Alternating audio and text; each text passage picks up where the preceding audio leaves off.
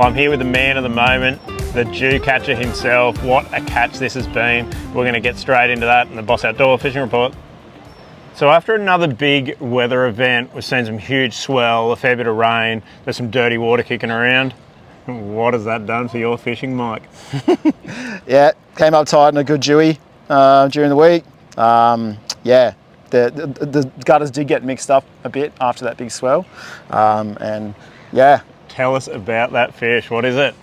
She went 145, which is just crazy. 145 centimetre Jew, you probably put in that sort of 30 kilo range, maybe even getting closer to 40. That's a big fish off the local beaches. Yeah, 20-minute fight. Just, yeah, had me thinking it was a shark. It was pretty epic, hey. What a great fish coming in off the beach. If you've got time this week to walk up and down the beach and throw a lure 1,000 times, you too can come up tight with a big Jew like that. Well, have a look at the seas, haven't they calmed down? What was a pretty wild and rough few days last weekend has turned into some pretty nice conditions at the moment, and hasn't that sea got the snapper on the chew? The snapper are biting off their heads at the moment. That sea really is shaking them up and making them hungry. So if you want to get around the sort of 20 to 30 metres pretty early in the morning before that sun comes up, off Hunter Reef, there's been a good 7 kilo snapper caught off there this week. We've seen a few other snapper come victim to a few plastics as well. Or if you just want to anchor, burley and float some baits back, that'll come up with your fair share of snapper too. Well, the flathead fishing this morning is absolutely unbeatable. We've just come up to our little spot, the same spot as we fished last week off Bunga, and we must have caught 30 fish, I reckon, in 2 drifts, let the 10 smaller ones go, and ended up with 20 really good sized flathead. We had some really nice fillets off them. Then we've just come into the rocks and thrown around, or just trolling some lures just past the rocks, and there's a heap of salmon and bonito, so heaps of great fun.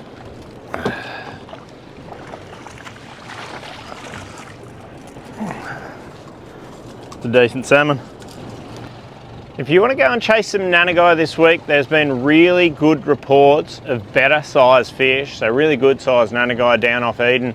So you're probably going to go off those wider reefs, off Mowari all the way down to Green Cape. If you find some reef out in that sort of 50 to 60 metres of water, either they'll eat a bait off a paternoster rig, or they love a micro jig. So if you're going to chuck a micro jig down there, it usually is the best way to catch a few nannies, sorry.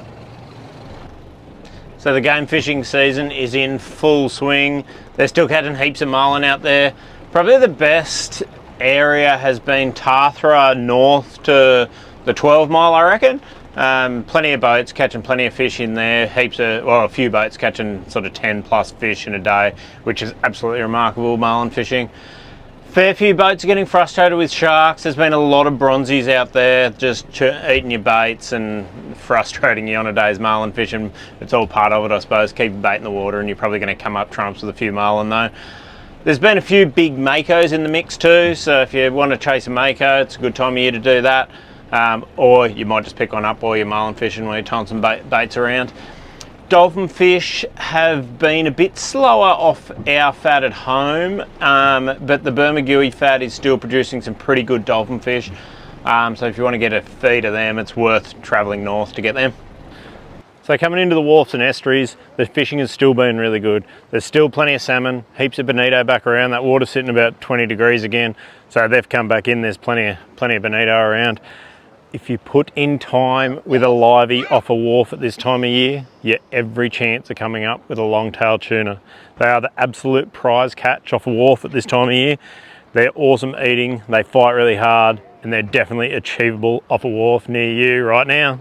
But if squid fishing is more your thing, there's plenty around. Whether you're going at the Marumbula or the Tathra wharves, both get off the corner and cast out and let that jig hit the bottom, or get right down to the bottom on those weed beds. There's still plenty of squid around. Well, the estuary fishing is still firing. Don't you love this time of year? That transition between summer and winter and we've still got all the summer fish biting, and still got all the winter fish just starting to pick up and get active, and everything's happening. So if you want to get into some estuary fishing and you're land-based, catching blackfish right here off the rocks here, just at the fisheries building, is such a good place to start. Yeah, they get some really good tailor here as well, but if you want to chase some blackfish, just get here to the top of the tide. So you want the incoming tide coming up to the top of the tide will fish best for the blackfish. And yeah, right here, there you get plenty of them. Just get yourself a bit of weed and put it under a float out here. But if you want to catch all the other species off here as well, the tailor are going really good at the moment. Coming into winter, they get a bit more active. They get a bit bigger generally too. You get to see a better version of fish, and lots of them here. The fishing in the channel has been really good too. So if you want to anchor, burley, float baits back out in the channel, there's still all your usual suspects there. Your brim and trevally are going really well on them. And then get up into the top lake for some flatties. Again, cast to those edges with some plastics, work it off the edge into the deeper water, and there's still some really big duskies taking your plastics up there.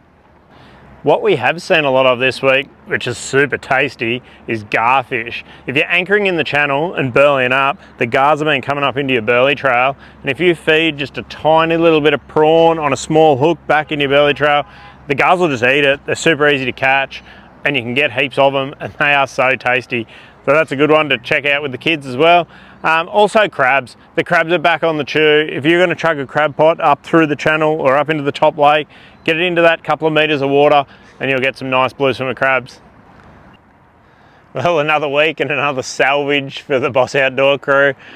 About a week ago or a few days ago, this boat got, an oyster farmer towed it up out of the lake somewhere and tied it up to the jetty.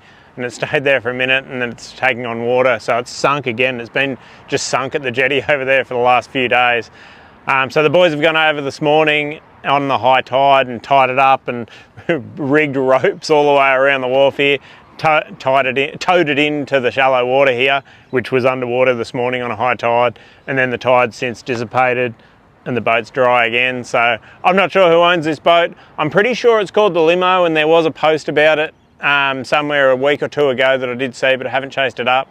But yeah, if you're the owner of the Limo, come and get it. It's just under the jetty across the road from Boss Outdoor. Well, that's about all we got for you for this week's Boss Outdoor Fishing Report. If there's anything we can help you with, whether it's fishing, camping, anything outdoor related, come into Boss Outdoor so we can hook you up.